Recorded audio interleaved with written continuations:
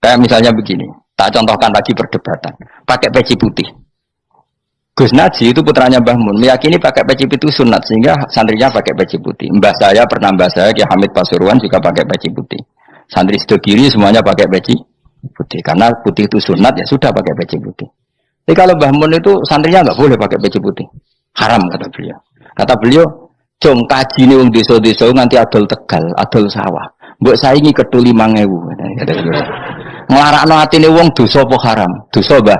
Lah ya iku dosa, mulane haram. Sehingga takanya akan santri sarang semua. Enggak ada santrinya Mbah Mun pakai peci putih, kecuali yang sudah kaji. Karena pikiran beliau itu menyakiti orang katanya. Karena kaji ini adol Tegal disaingi 5.000. Tapi Mbah Mun sebagai orang alim yang membiarkan pondoknya Gus Naji pakai peci putih. Mbah Naji juga membiarkan ketika pondoknya Mbah Mun pakai hitam. Makanya saya keterusan peci hijau. Saya itu sudah kaji, tapi karena saya mulai dulu nggak pernah pakai peci putih terus keterusan sampai sekarang. Tapi suatu saat aku yang ngagukan kan, entah kapan suatu saat. Jadi aku soal Nabi keturunan ireng, keterusan diharamno terus kebablasan ini. Itu logika ijtihad. Sama misalnya khasnya ulama itu pakai jubah, pakai apa? Ya sudah itu khasnya ulama. Terus kayak misalnya yang parkiran macak ngono. Alasannya anut ulama. Kira-kira menyinggung orang apa ndak kira-kira? Kowe kelakuan cek ra karuan jubah sunah Rasul terus kene parang tritis delok wong macem-macem jubah. Kacau gak? Elek-eleki nasab apa enggak? Boy orang itu mikir, jadi karena ada selalu masalah ijtihadiyah. Abdul bin Mas'ud dulu itu kalau sholat itu nggak pernah pakai baju resmi, seringnya pakai sarung tok, kadang nggak pakai baju. Ketika ditanya, kamu ashabu Rasulillah, kenapa sholat dengan cara seperti itu? Terus beliau ngendikan, wong ben roh nak standar minimal sholat seperti ini. Kalau saya sholat selalu pakai pakaian sempurna, nanti dikira itu aturan fardu dan umat menjadi berat. Sampai seperti itu ulama menjaga konstitusi bahwa yang penting dalam sholat adalah satrul aurah. Zaman itu sudah sahabat dan tabiin karena Nabi sudah wafat itu sudah pakai pakaian lengkap. Tapi Abdul bin Mas'ud tiap sholat di masjid dia menunjukkan pakaian paling tidak lengkap. Jadi pernah beliau sholat itu hanya pakai sarung terus diikatkan di lehernya. Ketika ditanya, dulu kita dengan Nabi pernah sholat seperti ini. Akhirnya ulama menjadi tahu nak ngono sholat paling pokok itu nutupi mabena surah war rukbah. Andai kan tidak ada cerita Abdul bin Mas'ud mungkin dikira sholat syarat sahnya ya seperti itu. Maksudnya pakai jubah terus, pakai pakaian begitu terus. Barokahnya Abdul bin Mas'ud orang tahu standar minimal. Jadi kalau ulama itu motifnya seperti itu. Rasulullah kira-kira senang qiyamul lail apa enggak? Senang. Tapi beliau qiyamul lail di masjid hari keempat, hari kelima sudah tidak keluar ke masjid. Karena Nabi kalau selalu melakukan nanti dikira fardu. Tapi kalau enggak melakukan nanti orang enggak qiyamul lail. Maka Nabi pernah melakukan ya pernah tidak. Ya sudah itu konstitusi dalam tradisi ulama. Jelas ya. Saya sholat di pondok saya sendiri sering jadi makmum. Karena semua kiai sudah jadi imam. Nanti dikira syarat sahnya imam itu kiai. Repot. Makanya saya tunjukkan kiai juga boleh jadi makmum. Andai kan semua kiai jadi makmum, saya nanti jadi imam. Ya semua ulama mulai dulu tradisinya gitu. Karena yang dikatakan fardu kifayah itu kalau sudah ada yang melakukan, yang lain tidak usah. Biar seimbang. Sekarang enggak ada geruduk kabeh. Makanya terus kacau. Ya, coba sekarang misalnya gini. Andai kan semua orang melakukan kebenaran kesunatan, yaitu misalnya semuanya ambisi itikaf di masjid. Terus tidak ada orang melakukan kebenaran ngurumat yatim, ngurumat jenazah, ngurumat jalan-jalan raya. Kan kacau. Mergo semuanya satu variasi kebenaran itikaf di masjid. Yatim sedang do mati, mergo do itikaf kabeh. Tapi baru kayak ono sing itikaf ning perapatan, nek ono wong tiba iso nulung, nek ono wong kesasar iso takok. Baru kayak wong sing itikaf ning perapatan. Sayange tuh hitung-hitung barang ku sayange. Sajane niat itikaf ku sah. Nawaitul iktikaf linusratit thoriq. Niat ingsun itikaf nulungi dalan ben nek ana wong butuh. Coba sekarang, orang yang kecelakaan, pertolongan emergensi orang yang itikaf di jalan apa yang di masjid? di jalan barokahnya banyak itu tim SAR gratis. Umpama niat soleh kabeh bumine pangeran sah mbok itikaf. Mulai sesuk gak apa-apa itikaf ning perapatan.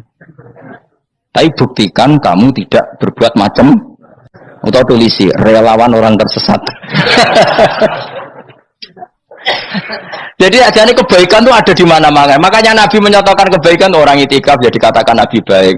Orang yang jalan-jalan kemudian ada duri disingkirkan juga disifati Nabi orang baik. Orang yang rumah yatim disifati Nabi orang. Bahkan orang yang hubungan intim dengan istrinya sama Nabi ya disifati orang baik. Sampai sahabat tanya, masa urusan situ dapat pahala ya Rasulullah? Loh iya, andaikan itu sama orang lain kan malah dosa. Berhubung sama istrinya maka dapat pahala. Kayak apa Nabi ngitung kebaikan sekian banyaknya. Tahu-tahu di zaman akhir kubunya saja yang baik. Ini apa-apaan? Ini kuano iskal deh. Yo marah ini yo tobat deh. Kebaikan adalah sesuatu yang dikatakan Allah baik di kubu kita maupun di kubu sebelah. Mau kubu sebelah ya apa saja. Baik di partai kita maupun di partai sebelah. Maupun di ormas kita maupun ormas sebelah. Karena semua kebaikan otoritasnya di Allah Subhanahu. Ada Nabi yang senangane ngurus wong fasik, Nabi Isa. Karena berpikiran Nabi itu tabib, ya tabib itu yudawil mar untuk mengobati yang sah. Ada Nabi kayak Nabi Yahya. Karena kalau orang kayak kamu tak suruh ngobati orang fasik, kira-kira katut tak sing fasik tobat. Cara rohin tak cul ngobati wong wayu, kira-kira sing katut sapa? Sing ayu dadi ngaji apa sing ngaji dadi ya ukur dhewe, nak ora kuat niru Nabi Yahya, nak kuat niru Nabi Isa. Tapi kowe ora nabi masalah. Ya sudah, yang penting roh ilmunya. Bahwa dulu itu biasa. Paham ya? Makanya Sayyidina Abu Bakar jadi wali karena akhlaknya baik. Tapi akhlak baik itu tidak cukup untuk melindungi Rasulullah. Karena ketika Nabi diteror, Abu Bakar tidak bisa berbuat banyak. Sehingga ketika Abu Bakar sudah Islam, Nabi itu masih sembunyi.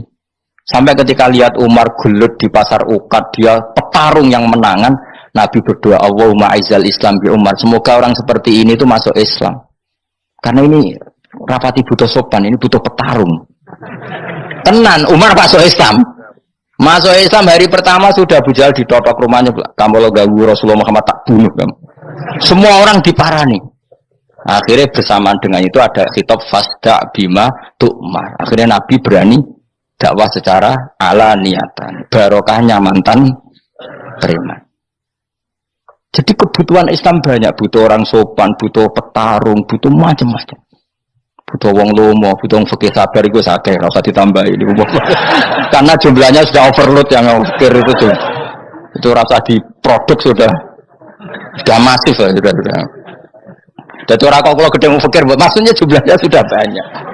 Jadi itu kayak apa kearifan Rasulullah? Makanya Abu Bakar pertama jadi khalifah.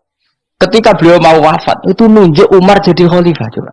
Padahal beliau wataknya lemah tapi menunjuk orang yang sangat kasar, yaitu Sayyidina.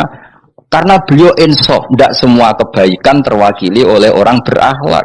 Kadang kebaikan terwakili orang yang tegas, kayak Sayyidina. Kayak apa insafnya para sahabat? Iya toh, kalau di internal akhlak itu baik, tapi kalau di eksternal ngadepi orang nakal, yang baik itu orang tegas. Coba misalnya ada preman di perapatan, mau ganggu kiai, itu di santri sopan mau dilo, toh pusing kan? Tidak di semua antri kayak roken mantan preman, ayo gelut, oh mati orang ninggal popo.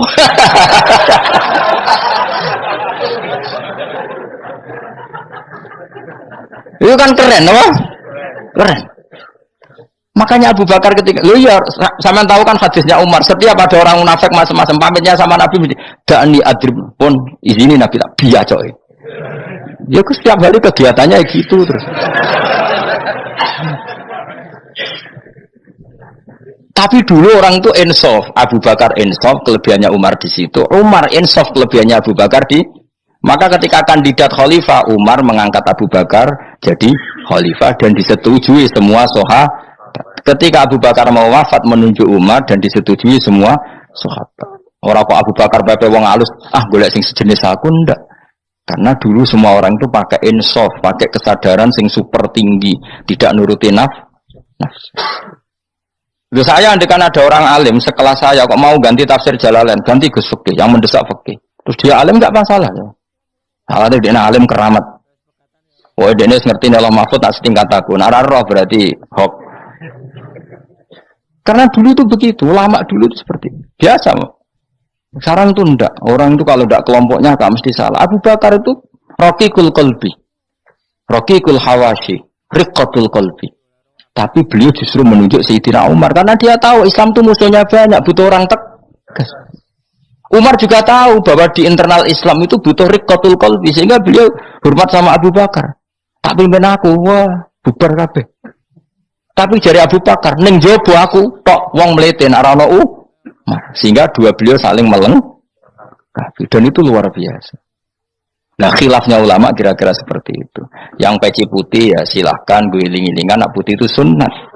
Tapi sing ireng, piye kaji desa itu disaingi kedua 5.000 gak terima aja. Yakin ya bos. Nah saya ini mulai kecil di sarang. Tapi mertua saya itu keluarga Pasuruan. Jadi saya ya, lucunya saya kalau ngajar di Pasuruan pakai peci hitam. Sebagian santri separuh pakai peci hitam menghormati saya. Sebagian pakai putih menghormati kiainya. Jadi jadi saya lihat ini ya sepanjang sejarah kalau saya ngajar itu jadi warna-warni itu karena ngasih. Saya kaget tuh kok banyak yang pakai peci hitam. Menghormati jenengan ke. Yang putih masih banyak separuhan. Ya enggak ada yang merencanakan, ya alami saja. Nah, sampean bener di putih apa hitam? Putih apa hitam? Bebas. Karena tadi ini masalah apa istihad. Pun kalau terus nang.